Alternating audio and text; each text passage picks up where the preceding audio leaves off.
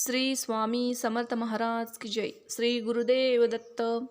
जय श्री कृष्णा, जय श्री राधे। भगवान श्री कृष्ण की कुछ रोचक और अनसुनी सत्य। भगवान श्री कृष्ण की त्वचा का रंग मेघ श्यामल था और उनके शरीर से एक मादक गंध स्रवित होती थी, यानी उन्हें अपने गुप्त अभियानों में इनको छुपाने का प्रयत्न करना पड़ता था, जैसे कि जरासंध अभियान के समय। वैसे यही विशेषताएं द्रौपदी में भी थी, इसलिए अज्ञातवास में उन्होंने सैरंध्री का कार्य चुना ताकि चंदन, उपटन इत्यादि में उनकी गंध छुपी रहे। भगवान श्री कृष्ण की मांसपेशियां मृदु परंतु युद्ध के समय विस्तृत हो जाती थी, इसलिए सामान्यतः लड़कियों के समान दिखने वाला उनका लावण्यमय शरीर युद्ध के समय अत्यंत कठोर दिखाई देने लगता था। ठीक ऐसे ही लक्षण कर्ण, द्रौपदी के शरीर में भी दिखने को मिलते थे। भगवान श्री कृष्ण के परम धाम गमन के समय ना तो उनका एक भी केश श्वेत था और ना ही उनके शरीर पर कोई झुर्रियां थी। भगवान श्री कृष्ण की परदादी मारिशा और सौतेली माँ रोहिणी यानी कि बलराम की माँ नाग जनजाति की थी। भगवान श्री कृष्ण से जेल में बदली गई यशोदा पुत्री का नाम एकानशा था, जो आज विंध्यवासिनी देवी के नाम से पूजी जाती है। भगवान श्री कृष्ण की प्रेमिका राधा का वर्णन महाभारत, हरिवंश पुराण, विष्णु पुराण और भागवत पुराण में नहीं है। उनका उल्लेख ब्रह्मवैवर्त पुराण, गीत गोविंद और प्रचलित जनश्रुतियों में रहा है। जैन परंपरा के अनुसार भगवान श्री कृष्ण के चचेरे भाई तीर्थकर नेमिनाथ थे, जो हिंदू परंपरा के घोर अंगिरस के नाम से प्रसिद्ध है। भगवान श्री कृष्ण अंतिम वर्ष को छोड़कर कभी भी द्वारिका में 6 महीने से अधिक नहीं रहे। भगवान श्री कृष्ण ने अपनी औपचारिक शिक्षा उज्जैन के संदीपनी आश्रम में मात्र कुछ महीनों में ही पूरी कर ली थी। ऐसा माना जाता है कि घोर अंगिरस अर्थात नेमिनाथ की यहाँ रहकर भी उन्होंने साधना की थी।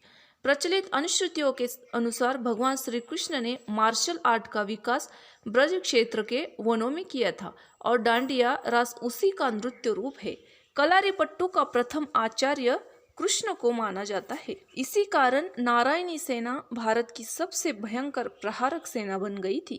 भगवान श्री कृष्ण के रथ का नाम जैत्र था और उनके सारथी का नाम दारुक बाहुक था।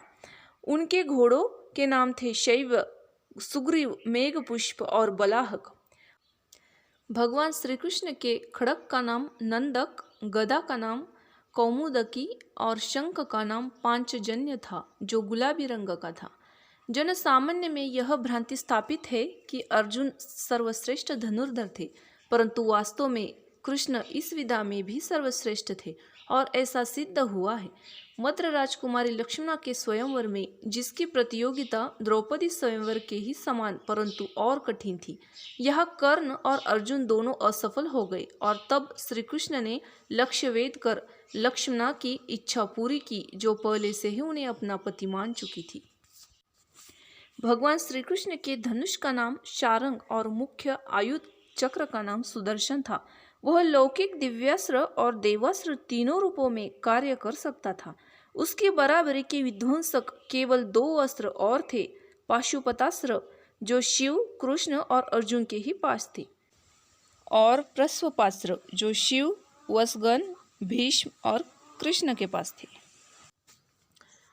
भगवान श्री कृष्ण ने कई अभियान और युद्धों का संचालन किया था, परंतु इनमें से 3 सर्वाधिक भयंकर थे। पहला महाभारत, दूसरा जरासंध और कालियावन के विरुद्ध और तीसरा नरकासुर के विरुद्ध। भगवान श्री कृष्ण ने केवल 16 वर्ष की आयु में ही विश्व प्रसिद्ध चाणूर और मुष्टिक जैसे मल्लों का वध किया। मथुरा में दुष्ट रजक के सिर को हथेली के प्रहार से काट दिया, जो आज मार्शल आर्ट कहा जाता है। भगवान श्री कृष्ण ने असम में बानासुर से युद्ध के समय और भगवान शिव से युद्ध के समय माहेश्वर ज्वर के विरुद्ध वैष्णव ज्वर का प्रयोग कर विश्व का प्रथम जीवाणु युद्ध किया। भगवान श्री कृष्ण के जीवन का सबसे भयानक द्वंद्व युद्ध सुभद्रा की प्रतिज्ञा के कारण अर्जुन के साथ हुआ था, जिसमें दोनों ने अपने अपने सबसे विनाशक शस्त्र क्रमशः सुदर्शन चक्र और पाशुपतास्त्र निकाल लिए थे। बाद में देवताओं के हस्तक्षेप से दोनों शांत हुए। भगवान श्री कृष्ण ने 2 नगरों की स्थापना की थी, पहला द्वारिका और दूसरा पांडुपुत्र के द्वारा इंद्रप्रस्थ। भगवान श्री कृष्ण ने कलारी पट्टू की नींव रखी, जो बाद में बोधि धर्म से होते हुए आधुनिक मार्शल आर्ट में विकसित हुई। भगवान श्री कृष्ण ने श्रीमद् भगवद गीता के रूप में आध्यात्मिकता की वैज्ञानिक व्याख्या दी, जो मानवता के लिए आशा का सबसे बड़ा संदेश थी, है और सदैव रहेगी। श्री कृष्णार्पणमस्तु। और सब बोलो जय श्री कृष्णा, जय श्री राधे। श्री स्वामी समर्थार्पणमस्तु।